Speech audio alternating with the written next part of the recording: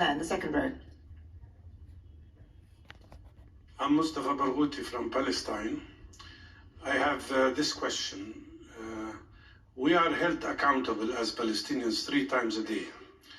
Israel is violating the ceasefire already 1,500 times. Who's going to hold Israel accountable? And the second question, how can we call this a board of peace if it has the Prime Minister of Israel in it, but not a single Palestinian in it? Thank you. Kaya, would you like to answer that? No. And then maybe Get him Prince the answer. Faisal would like to add something. But this is exactly the point of accountability that I'm saying, that nobody should be above the law. I mean, if we have agreed international rules, then, you know, if you are breaching those rules, then you should also be held accountable, whoever you are. Prince Faisal? Certainly, I completely agree. And obviously, it's not a ceasefire if the guns haven't ceased. I think where I'm most concerned is even if the killing has stopped, the dying hasn't. So aid access is still an issue, and I know that the US team is working on that every day.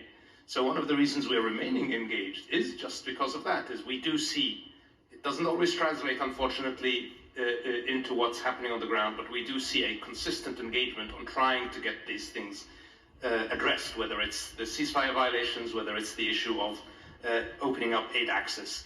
And of course, when the resolution was adopted, it was very clear. It included language that addressed the right of the Palestinians for self-determination.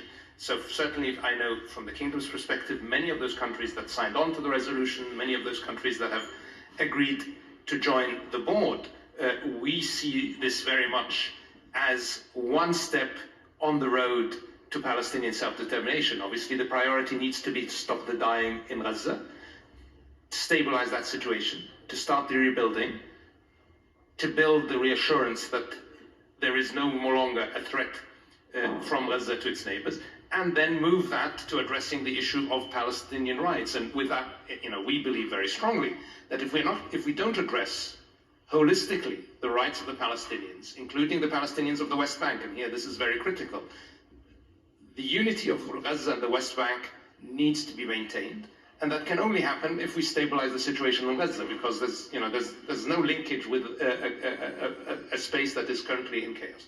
So we have a lot more to do. You know, we have a meeting coming up, and I'm sure we'll hear more about what's being done. It's a daily effort to stabilize the situation. All the hostages are out now, so now the focus needs to be getting the lives of the Palestinians in Gaza into a much, much better place and allowing